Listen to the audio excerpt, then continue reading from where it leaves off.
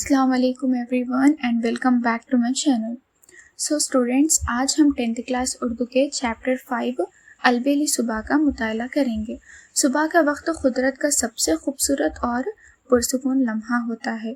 जब अंधेरा धीरे धीरे चला जाता है, सूरज की पहली किरण ज़मीन को रोशन करती है, परिंदे चहचहाने लगते हैं और हर तरफ ताजगी और खुशगवारी फैल जाती है। इस नज़म में शायर ने सुबह की इसी दिलकश मंजर को निहायत ही खूबसूरत अल्फाज में बयान किया है। आइए इस नज़म को पढ़ते हैं और समझते हैं कि शायर सुबह की हुस्न रोनाई को किस अंदाज में पेश करता है। नज़म को शुरू करने से पहले हमें यहाँ पर 4 मिसरे दिए गए हैं, तो चलिए हम पहले इन 4 मिसरों का मुताला करते हैं और देखते हैं कि इसमें शायर क्या कहना चाहता है। तो मिसरे कुछ इस तरह है। खंचे तेरी ज़िंदगी पे दिल हलता है, खंचे तेरी ज़िंदगी पे दिल हलता है, बस एक तबस्सुम के लिए खिलता है। गंचे ने कहा इस चमन में बाबा, ये एक तबस्सुम भी किसे मिलता है। तो चलिए हम इसका पहले मतलब समझते हैं। तो शायर यहाँ फूल की कली यानी कि गंचे से मुखातिब होकर कहता है कि तेरी ज़िंदगी पर दिल कुर्बान होता है। कली यानी कि कली अपनी पूरी ज़िंदगी में सिर्फ एक बार मुस्कुराने यानी फूल बनने के लिए खिलने के लिए इंतज़ार करती है। इससे शायर मेहनत, उम्मीद और कुर्बानी का पैगाम देता है। फिर यहाँ कली जवाब देते हुए कहती है कि इस बाग में हर किसी को खिलने और मुस्कुराने का मौका नहीं मिलता।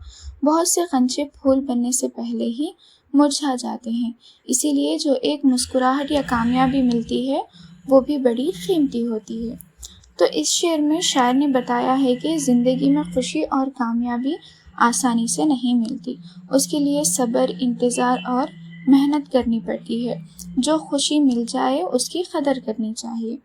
तो इस तरह शायर कली की मिसाल देकर बताता है कि ज़िंदगी में एक छोटी सी खुशी या कामयाबी हासिल करने के लिए भी बहुत इंतज़ार और मेहनत करनी पड़ती है। हर किसी को यह मौका नसीब नहीं होता, इसीलिए अपनी खुशियों की कदर करनी चाहिए। तो नज़म को शुरू करने से पहले आप एक बार तसव्वुर कीजिए, सुबह का वक्त है, ओके, और सूरज अभी पूरा निकला नहीं है, ठीक है। सूरज निकलने से पहले का जो मंजर होता है, जैसे कि आप लोगों को मालूम है, ठंडी ठंडी हवा चलती है, परिंदे चहचहाना शुरू करते हैं और फूलों पर चमकते हुए पानी के खतरे नज़र आते हैं। तो आज की नज़म हमारी अलबेली सुबह में शायर हमें बिल्कुल ऐसे ही एक खूबसूरत सुबह की सैर करवाता है। तो चलिए हम देखते हैं शायर ने क्या देखा और हमें क्या दिखाना चाहता है। तो नज़म की शुरुआत कुछ इस तरह है। नज़र झुकाए अरो से फितरत, जब भी से जुल्फ़े हटा रही है, सहर का तारा है ज़लज़ले में, उफ़क़ की लौ थरथरा रही है। तो इसका मतलब यहाँ पे कुछ इस तरह है। तो पहले तो यहाँ पे एक मुश्किल लफ्ज़ आया है, अरो से फितरत। तो अरोस का मतलब होता है दुल्हन और फितरत का मतलब होता है कुदरत। तो शायर यहाँ सुबह के मंजर को एक हसीन और शर्मीली दुल्हन से तशबीह देता है। जिस तरह दुल्हन आहिस्ता आहिस्ता अपने चेहरे से बाल हटाती है और अपना हुस्न ज़ाहिर करती है, इसी तरह सुबह भी धीरे धीरे नमूदार हो रही है। रात की तारीकी ख़त्म हो रही है, आसमान पर सुबह का जो सितारा है मद्धम पड़ रहा है और मशरिक़ी उफ़क़ से रोशनी ज़ाहिर होना शुरू हो गई है और ऐसा महसूस होता है जैसे पूरी कायनात एक नई सुबह का इस्तकबाल कर रही हो, ठीक है। इसके बाद शायर बोलता है, रोशे रोशे नगमे तरब है, चमन चमन जश्न रंग वो बो है, त्योर शाखों पे है गज़ल ख्वां, कली कली गुनगुना रही है। तो सबसे पहले तो यहाँ रोश का मतलब समझते हैं। रोश का मतलब होता है रास्ता और तरब का मतलब होता है खुशी। तो यहाँ सुबह के वक्त हर रास्ता यानी कि हर रास्ता खुशी और मसरत से भर गया है। बागात रंग बिरंगे फूलों और खुशबुओं से महक रहे हैं। दरख्तों की शाखों पर बैठे हुए परिंदे खुशी से चहचहा रहे हैं और शायर इनकी आवाज़ें اور شاعر کو ان کی آوازیں ایسے محسوس ہوتی ہے جیسے وہ کوئی خوبصورت غزل گا رہے ہوں۔ صرف پرندے ہی نہیں بلکہ یہاں کلیاں بھی کھلنے کے لیے بے قرار ہے، اور شاعر نے کلیوں کو انسانوں کی طرح گنگناتے ہوئے دکھایا ہے، اور شاعر نے کہا کہ انہیں یوں معلوم ہوتا ہے کہ پوری فطرت خوشی منانے میں مصروف ہے۔ اس کے بعد شاعر آگے لکھتا ہے، ستارے صبح کی رسیلی جھپکتی آنکھوں میں ہے فسانے، نگار مہتاب کی نشیلی نگاہ جادو جگا رہی ہے۔ تو اس بند میں شاعر صبح کے ستارے اور چاندنی کی خوبصورتی بیان کرتا ہے اور کہتا ہے صبح کا ستارہ آہستہ آہستہ اپنی روشنی کھو رہا ہے، لیکن اس کی چمک اب بھی شاعر کے دل کو اپنی طرف متوجہ کرتی ہے، اور شاعر کہتا ہے کہ اس ستارے کی جھلملاہٹ میں بے شمار کہانیاں چھپی ہوئی محسوس ہوتی ہے۔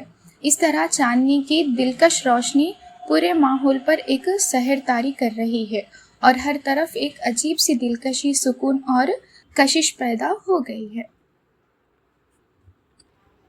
پھر اس کے بعد ہے، طیور بزم سحر کے مطرب لچکتی شاخوں پہ گا رہے ہیں، نسیم فردوس کی سہیلی گلوں کو جھولا جھلا رہی ہے۔ تو یہاں اس شعر میں شاعر صبح کی محفل کا ذکر کرتا ہے، ٹھیک ہے۔ مطرب کا مطلب ہے گانے والا اور نسیم کا مطلب ہوا کے ہے، اور شاعر کہتا ہے صبح کی محفل کے گلوکار پرندے ہیں جو درختوں کی ہلتی ہوئی شاخوں پر بیٹھ کر نغمے سنا رہے ہیں، اور اسی وقت ٹھنڈی اور خوشگوار ہوا پھولوں کو نرمی سے ہلا رہی ہے، اور شاعر کو ایسا محسوس ہوتا ہے جیسے کوئی ماں اپنے بچے کو جھولا جھلا رہی ہو، اور اس منظر سے صبح کی تازگی اور دلکشی بھی بڑھ جاتی ہے۔ پھر اس کے بعد، کلی پہ بیلے کی کس ادا سے پڑا ہے شبنم کا ایک موتی، نہیں یہ ہیرے کی کیل پہنے کوئی پری مسکرا رہی ہے۔ تو صبح کے وقت بیلے کے پھول پر شبنم کا ایک قطرہ چمک رہا ہے، تو شاعر اس قطرے کو دیکھ کر حیران رہ جاتا ہے۔ پہلے اسے یوں محسوس ہوتا ہے جیسے پھول پر کوئی قیمتی موتی رکھا ہوا ہو، لیکن پھر شاعر اپنی خیالی دنیا میں چلا جاتا ہے اور کہتا ہے کہ یہ موتی نہیں بلکہ کوئی حسین پری ہے جو ہیرے کی کیل پہن کر مسکرا رہی ہے۔ تو اس شعر میں شاعر نے شبنم کے قطرے کی چمک اور خوبصورتی کو نہایت ہی دلکش انداز میں بیان کیا ہے۔ اور شعر ہے، شلو کا پہنے ہوئے گلابی ہر ایک سبک پنکھڑی چمن میں، رنگی ہوئی سرخ اوڑھنی کا ہوا میں پلو سکھا رہی ہے۔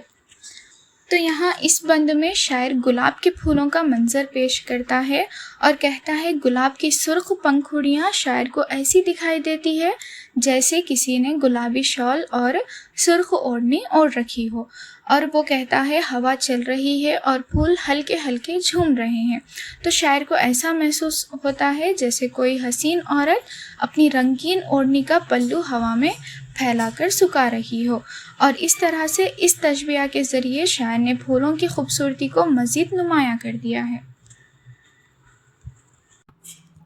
پھر اس کے بعد اس نظم کا آخری شعر ہے، فلک پہ اس طرح چھپ رہے ہیں ہلال کے گرد و پیش تارے کہ جیسے کوئی نئی نویلی دلہن جبیں سے افشاں چھڑا رہی ہے۔ تو یہاں اس شعر میں شاعر صبح ہونے کا ایک بہت ہی خوبصورت منظر بیان کرتا ہے۔